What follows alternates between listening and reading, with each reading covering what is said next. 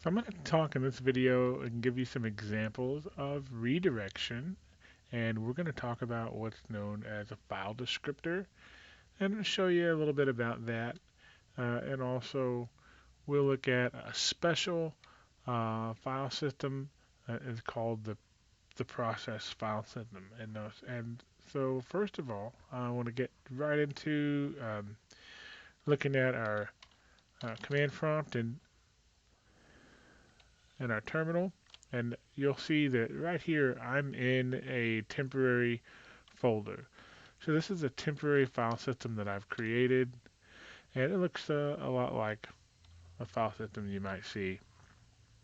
I like to use the tree command that shows everything out. One way you could actually list files uh, in a in a way that's kind of like the tree command is you can list them recursively and you can list them in a line in a vertical column like that with the switches capital R and 1. But if you don't have the tree command and you want to install it, you can do that if you have the aptitude package manager. You would type in super user do apt-get install tree. That would be the one way. If you don't have aptitude or it gives you an error, you can try your hand at yum. It would be the same way. Sudo super user do yum, which is the package manager for Fedora, install tree. So that'll go through and install tree and any other package needed for that. But here's again my tree of my. Now that I call this a temporary file system, and it's because it's something that I made inside a temporary folder. So I use it a lot of times just to play around and move files back and forth. So this is the file system I'm going to be working in, and I'm going to go ahead and just I'm in my user folder. My file system's a little bit bigger than that, but I'm going to go back into my user folder, and I'll go into my doc folder, and I'm just here. This is just a place that I can play around. So if I ever want to delete that tree of files, it's easy to do. So just again, looking at this, what we're going to look at is, first of all, just a really simple way to look at sending contents of a file uh, into another file. So what I have is, this is a pretty simple way. If you've seen me use a simple redirect before, if I use an echo, like an echo command, for instance, and I have the word hello, and my simple redirect or stream redirect is an arrow, and that is a greater than arrow.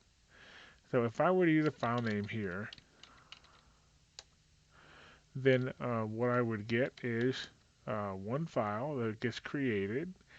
I don't have to use touch to create the file. I can just send the text, the stream over to that file, and it should just contain only the words hello, and I got to do it correctly.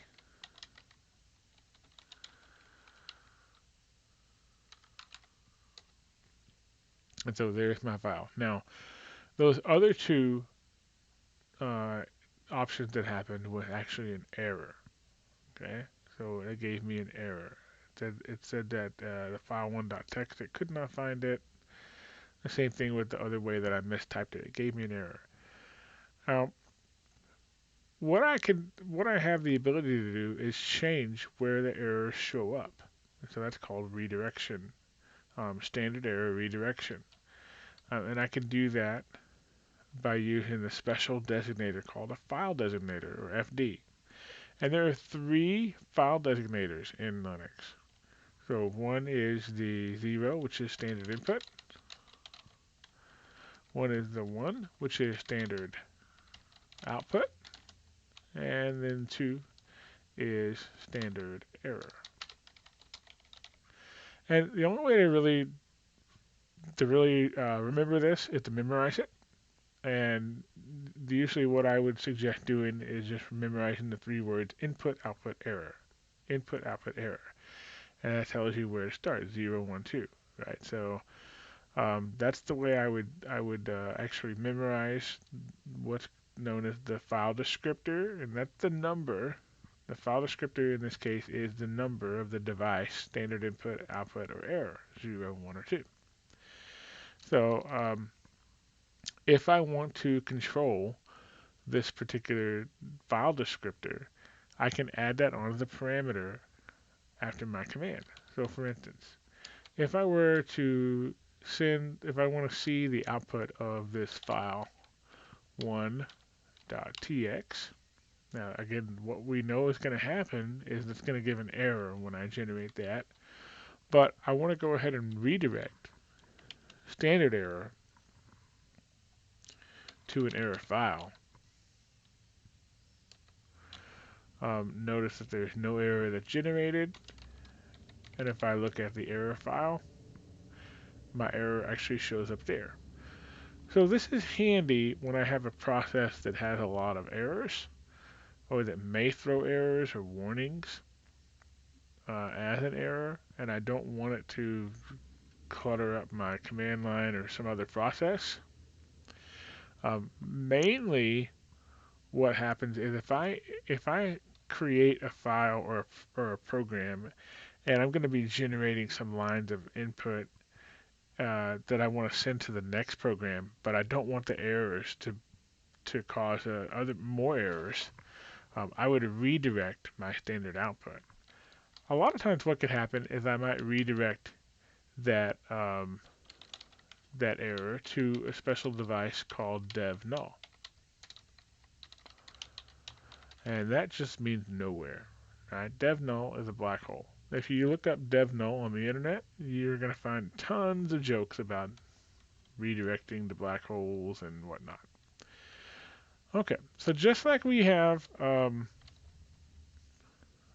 operator where I can send a file to or send output to a text file.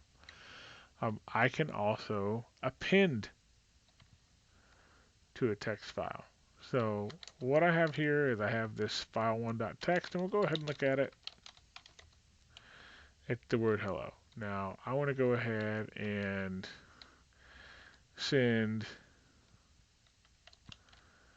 the words world over to that file.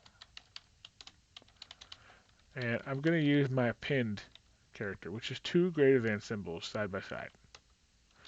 What should happen is that when I catalog that file and send it out, I have added a second line to that file and put a space in the word world. All right, so I can send anything out, and I can use that append character to add to my file. Now, I can always basically use other files to trim off spaces. Then I can use this, for instance, this particular file as an input to something else. Right? So there's lots of reasons why I might want to do this.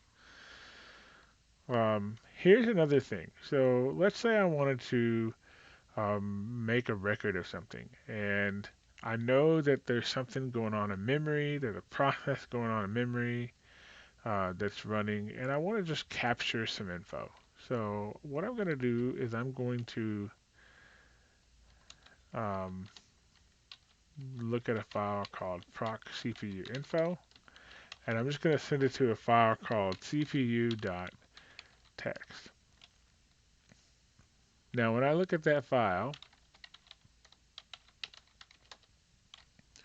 what it is a lot of information about all the different CPUs on the computer. And so there's several pages of information about the different processors that are here. Some are real, some are virtual.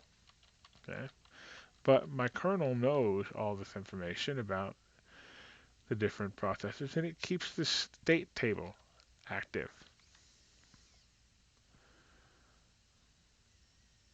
Okay, another one that we can look at is proc uptime. Now, this is a clock that is actually stored in memory,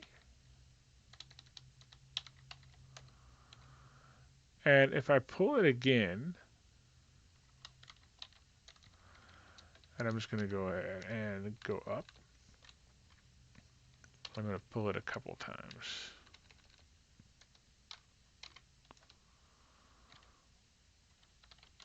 And instead of doing a cat for each one, I'm just going to do up and star, and that should find everything. And so notice that every time I pulled that file using the catalog command, I got a different timestamp. That's because that particular file is being updated in memory all the time.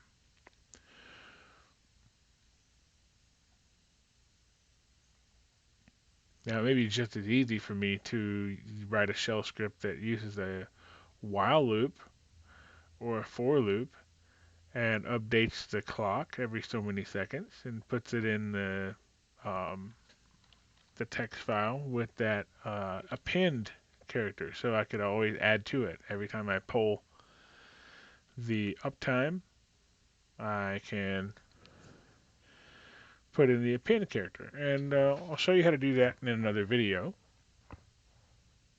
But you can actually probably figure it out at this point, how that actually works. But in this case, what we have is we've pulled that information, we have put it in a file, and so now I have um, multiple files that have information in them. So when we look at our next video, we'll look at actually how we might go about searching through a bunch of different files that have different information in it, or even looking through a zip archive, and we'll examine some processes, including that proc file system, a little bit more.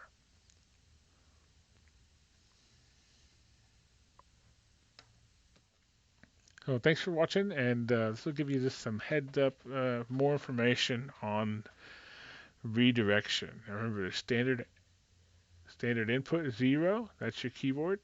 Standard output is 1, that's your screen. Standard error 2, that's the error. You can redirect them to any file or device that you want.